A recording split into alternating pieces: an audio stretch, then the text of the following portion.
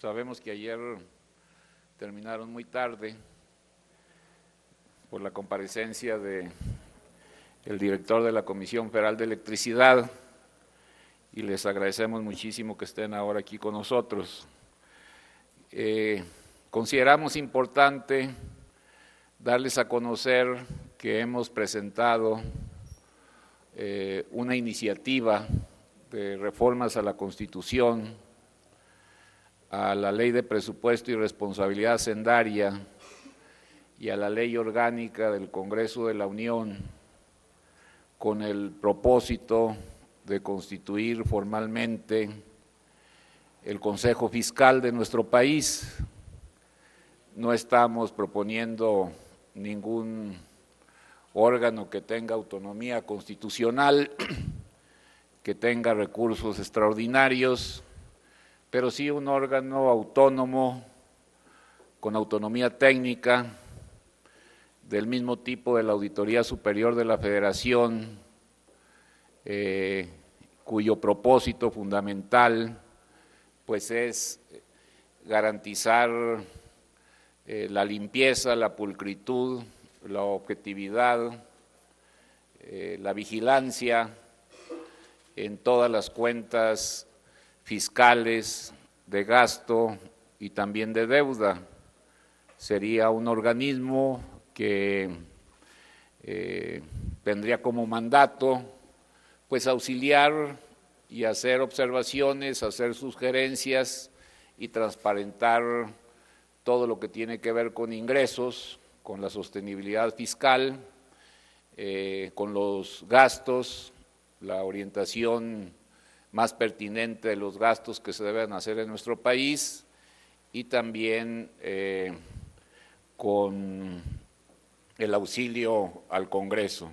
Este sería un órgano del Congreso de la Unión, no va a requerir recursos extraordinarios, sería básicamente financiado con lo que en estos momentos existe en la Cámara de Senadores y en la Cámara de Diputados,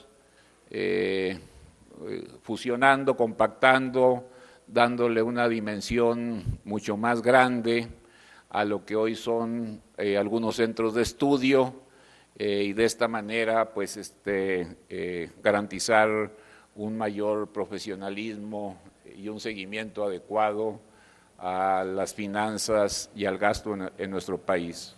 Sería un órgano con autonomía técnica, integrado por organismos de la sociedad civil, por la propia Secretaría de Hacienda, por representantes de la Cámara de Diputados y de senadores, por instituciones académicas. Su acento pues estaría aquí en el Palacio de San Lázaro por las propias facultades que tiene la Cámara de Diputados, pero creo que esto nos ayuda muchísimo a generar una confianza mayor para los inversionistas, los agentes económicos, las instituciones educativas, para los propios legisladores y para los tomadores de decisiones por parte del gobierno en el área de finanzas y de gasto. Entonces, pues queríamos hacerles de su conocimiento la presentación junto con la diputada Imelda Castro de esta iniciativa que entregamos el día de hoy a la Junta de Coordinación Política. Muchas gracias. Hay dos preguntas, diputado. La primera es de Claudia Telles, de IMER. Buenas tardes. Para preguntarle si este consejo sustituiría al Centro de las Finanzas Públicas que hay en la Cámara de Diputados o alguno de los centros para que ocupara ese lugar. Y en la semana ya vimos que ya no hay así como un medio para que reciban proyectos o propuestas, sobre todo de estados y municipios. Sin embargo, en la semana estuvieron aquí representantes de organizaciones de presidentes municipales alertando sobre la falta de recursos. Ellos piden no que ante la eliminación del ramo 23, que se cree un fondo para infraestructura y también piden más recursos para seguridad. Sí, bueno, ¿Cuál es la respuesta? Están próximos a entrar en la discusión del presupuesto. Gracias. Sí, en relación a la primera pregunta, efectivamente había una reestructuración completa tanto de los organismos que en estos momentos, o los centros que en estos momentos existen en el Senado y que existen en la Cámara, con el propósito de que el nivel profesional, académico, la rigurosidad, la independencia, la objetividad, pues sean las características de este Consejo. También lo que queremos es acabar con este reparto que se dio en las legislaturas anteriores, donde los centros de estudio pues se distribuían en función de los componentes políticos de la Cámara o de las cámaras. Ahora estamos hablando de un Consejo Fiscal independiente, con autonomía técnica, regulado también por la propia Ley de Presupuesto y Responsabilidad Hacendaria y por la propia Ley Orgánica. Y en relación a la pregunta que tiene que ver con la entrega de proyectos, pues ya la propia Comisión de Presupuestos sacó los lineamientos, la apertura es total, hemos establecido un sistema electrónico para que tanto las comisiones ordinarias como las autoridades,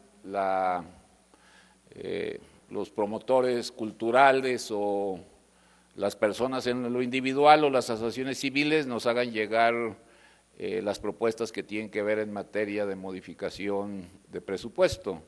Pero las reuniones han sido intensas, se está preparando una convención nacional de instituciones de educación superior, donde se va a debatir no solamente la exigencia de mayores recursos, sino también la corresponsabilidad de todas las instituciones. Es una convención que se va a realizar el próximo 29 de octubre. También en materia de medio ambiente y de agua, la propia Comisión de Recursos Hidráulicos de la Cámara está organizando una gran asamblea, una gran reunión para ver todo el tema medioambiental y el tema de agua, y tengo entendido que muchos otros sectores también están reuniéndonos. Ya establecimos una relación institucional con la Comisión Nacional de Gobernadores, con su presidente. Ellos ya se reunieron con el licenciado López Obrador, también con el secretario de Hacienda, y hemos estado pues discutiendo y analizando distintas opciones. Hoy, todos estos días, mañana, pasado, nuestro trabajo principal tiene que ver con toda la política de ingresos y la miscelánea fiscal, donde tenemos avances importantes. ¿Pero habría la posibilidad de crear un fondo de infraestructura como piden los presidentes municipales? Pues yo creo que las circunstancias nos indican de que estamos obligados a crear fondos anticíclicos de tal manera que se hagan cargo de las debilidades de la economía, de la necesidad de impulsar programas de mayor crecimiento, de hacer de la obra pública y de la inversión en infraestructura las líneas fundamentales del gasto del próximo año. Jimena Mejía, del Excelsior.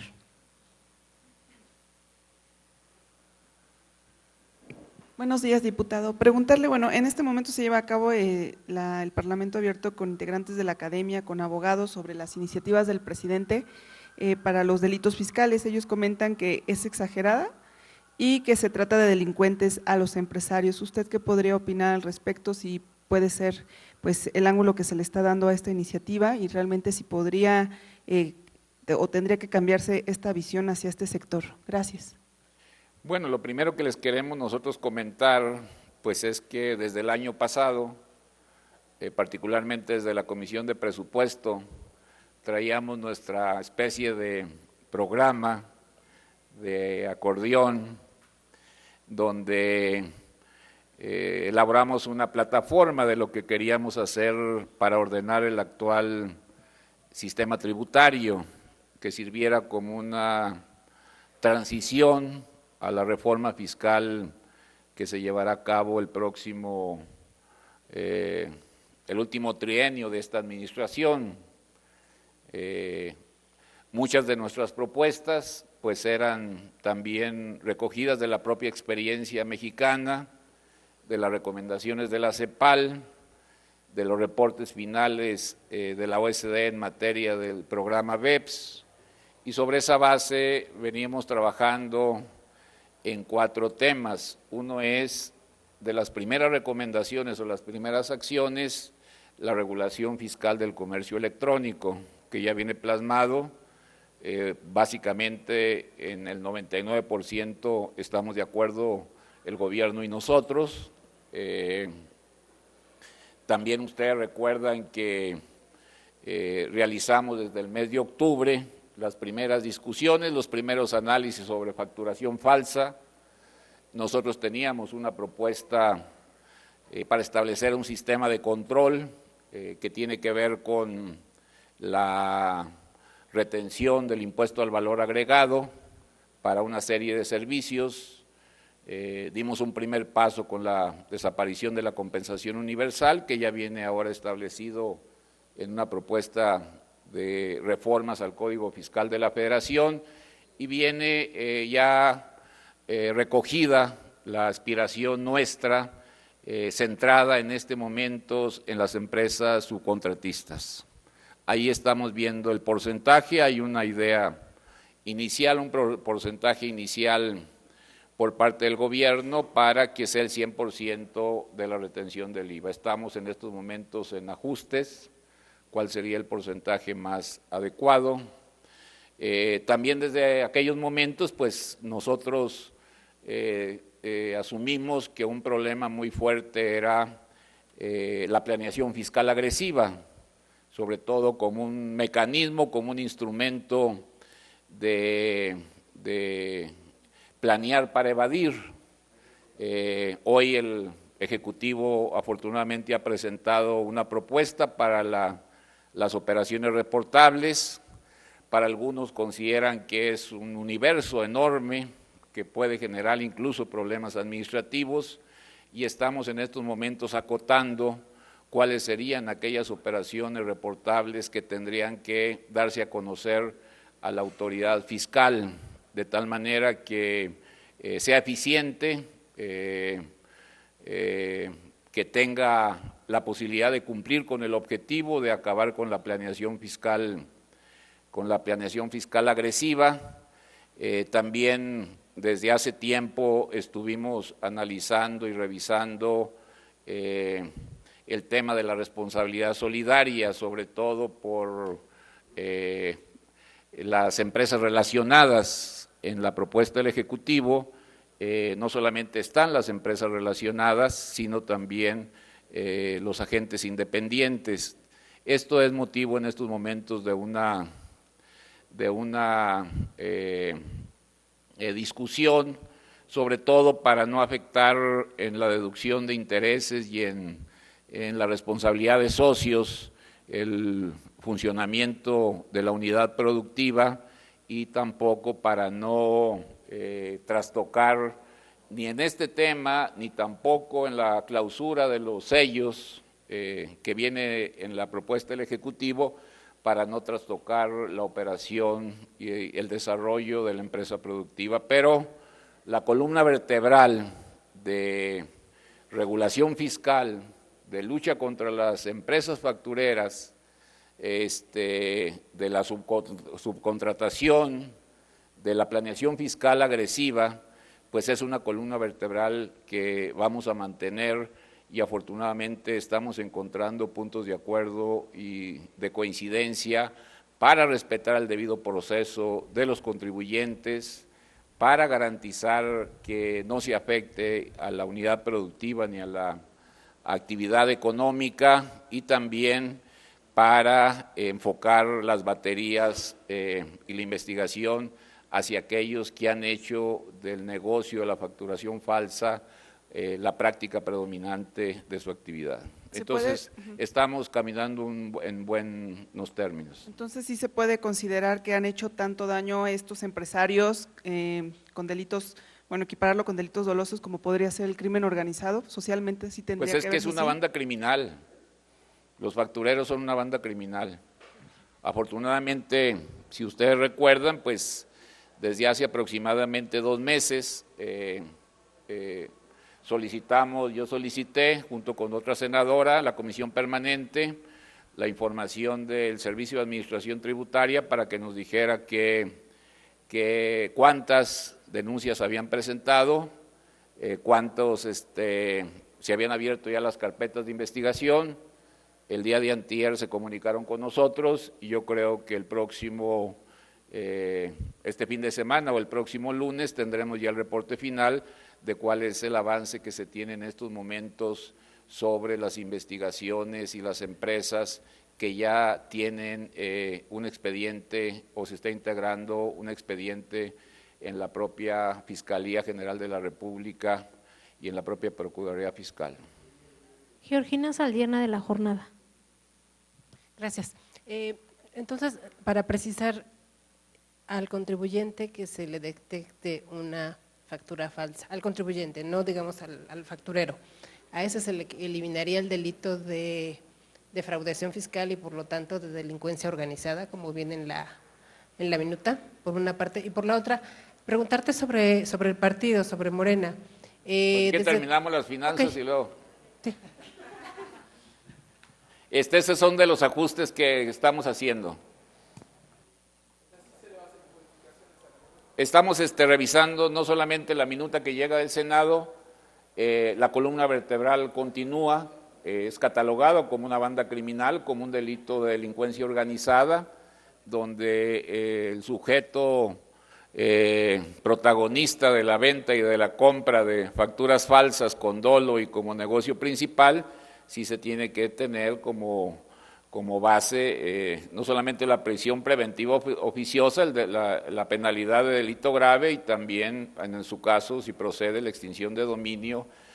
O sea, si vamos a fondo en desbaratar esta banda criminal que evade muchísimos impuestos, tanto en lo que sirve para evadir al fisco, como en lo que sirvió también para el desarrollo de empresas, de obras que eran inexistentes y que se amparaban, o de obras o servicios que eran inexistentes y que se amparaban mediante la comprobación de facturas falsas, porque ustedes, pues, como lo vimos aquí desde el año pasado, tenemos toda una columna donde la venta de facturas falsas tiene como base evadir al fisco, pero también es una columna muy poderosa donde el objetivo fundamental era robarse el presupuesto, simular obras públicas y ampararlas con una facturación que pues era totalmente apócrifa.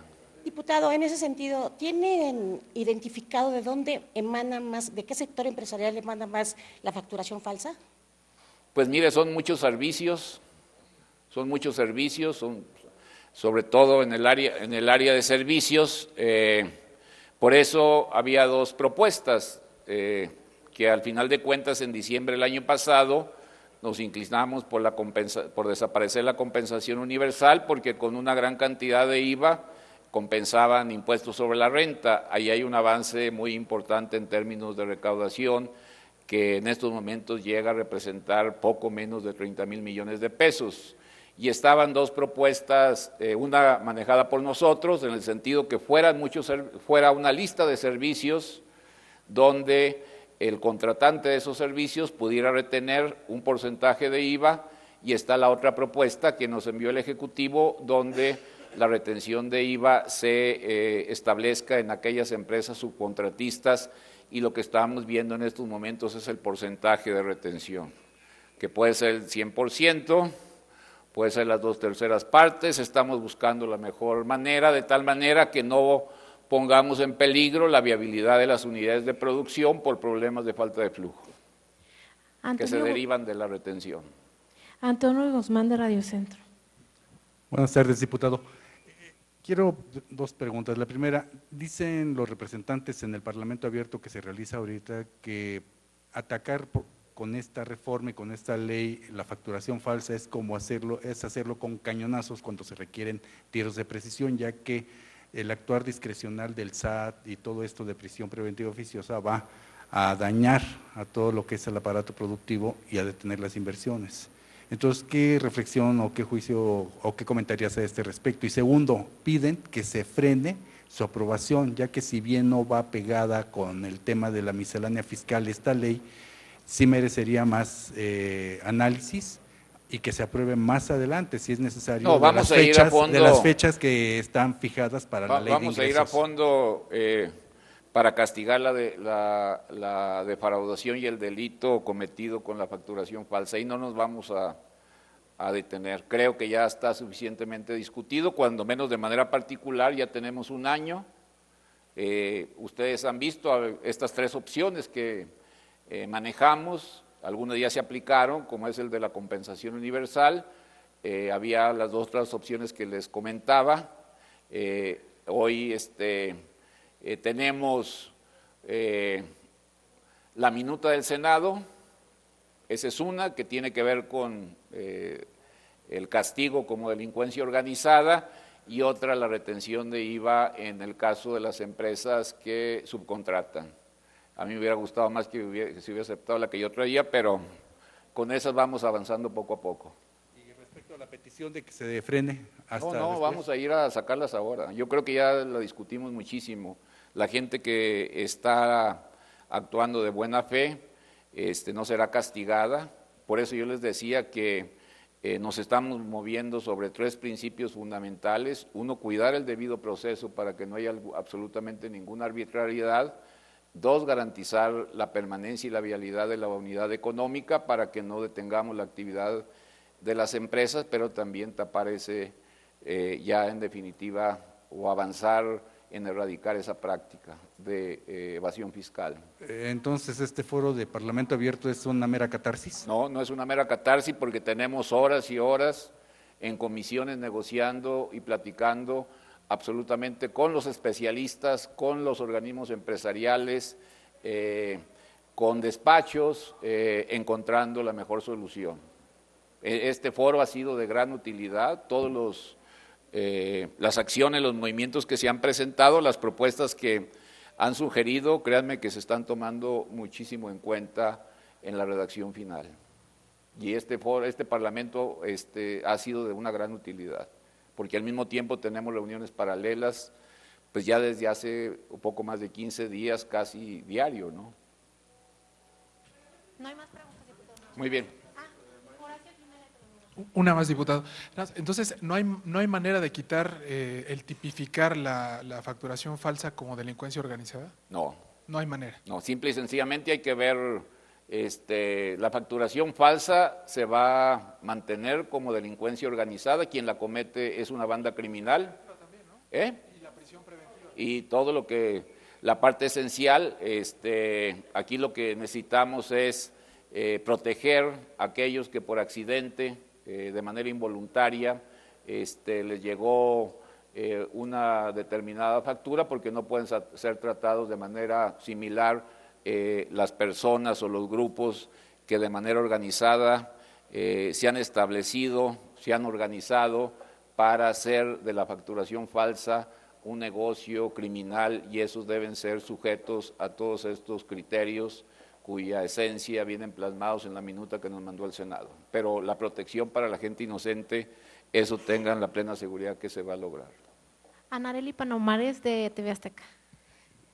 Diputado, nada más entonces, los ciudadanos de a pie pueden estar tranquilos de que no se les va a violentar ningún derecho humano, que no se les van a fincar estos delitos de gravedad, nada más para que quede claro. Para Sí, las deben de personas estar en todo, en todas las partes componentes de la miscelánea, como en la minuta que nos llega del Senado, el respeto al debido proceso, la presunción de inocencia y la garantía de la viabilidad y la permanencia de la unidad económica quedan perfectamente a salvo. Perdón por la insistencia, pero ¿cómo proteger a los que por error o por una omisión de ciudadano incurran en esta falta? Eso ha sido… Pero permítame, si la discrecionalidad del SAT inmediatamente conllevaría prisión preventiva, congelamiento de cuentas, extinción de dominio, desataría todo el procedimiento, y uno de los argumentos que se ha dado en este Parlamento Abierto es, con prisión preventiva y en la cárcel, ¿cómo se van a defender? No, por eso, está perfectamente claro, si no lo vamos a precisar todavía mucho más, los grupos que se organizan de manera especial para hacer de la facturación falsa y de la creación de empresas fantasmas, llámese notarios, llámese funcionarios, llámese despachos, contadores, empresarios, esos entran dentro de una categoría muy distinta a la persona que por accidente le llegó una factura que no tenía todas las reglas y que amparaban un servicio real prestado. Ya en la redacción final, pues mañana y pasado vamos a trabajar para resolver todos los temas de miscelánea. Los temas más polémicos de miscelánea, como ustedes saben, es su contratación, retención de IVA, clausura de sellos, cláusula antielusión, operaciones reportables, deducción de intereses, parece que son las más... Y ya sobre esa base ya tenemos textos alternos que hemos recogido de todas las opiniones y que afortunadamente pues hemos encontrado muy buena disposición de parte de todos los sectores, porque al final de cuentas la esencia, lo fundamental, lo más importante es erradicar estos sistemas por los cuales se evadía el pago de obligaciones fiscales. No son solamente nuestras, ya son recomendaciones y reportes finales de la OECD, a los cuales estamos obligados no solamente por pertenecer a este organismo, son muchos años ya de trabajo los que se vienen analizando los temas de la miscelánea. Afortunadamente ya se llegaron a conclusiones en estos organismos mundiales y ahora pues prácticamente todos estamos obligados a ir avanzando. Quizá el próximo año, 2020, México sea firmante de un nuevo acuerdo tributario internacional donde queden perfectamente claras otros dos temas que todavía no se definen, que es el que tiene que ver con establecimiento permanente y con la cuestión de la mayor regulación de presidencia, pero estamos caminando a la par de las recomendaciones de organismos como la OECD en temas de fiscalidad y particularmente en los reportes finales de las acciones determinadas por el BEPS. Va entonces IEPS también a bebidas.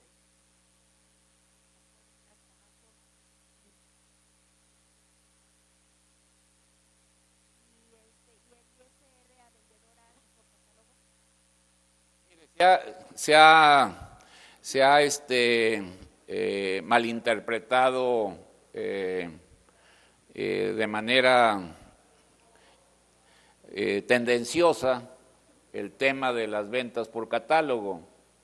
Casi todos los que estamos aquí pues pagamos impuestos sobre la renta, todas las personas pagan impuestos sobre la renta, hay un margen de ingresos que está exento del impuesto sobre la renta, incluso que recibe un subsidio del gobierno.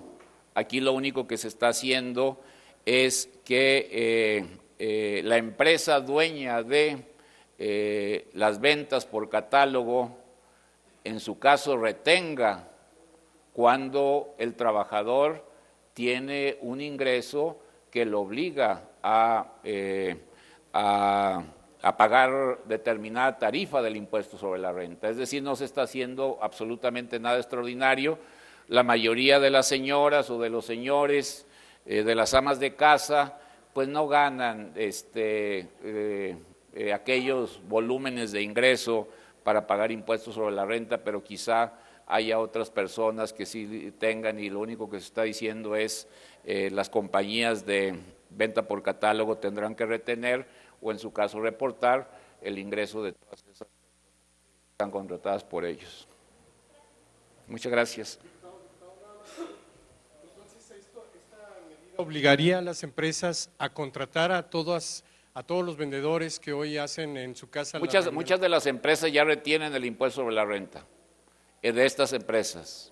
Hay otras que, como era opcional, algunas empresas sí retenían, otras empresas no retenían. Te lo pregunto porque no hay un contrato firmado de responsabilidad de la empresa para con estos vendedores, no hay ninguna responsabilidad de la empresa en seguridad social, en ningún tipo de contrato.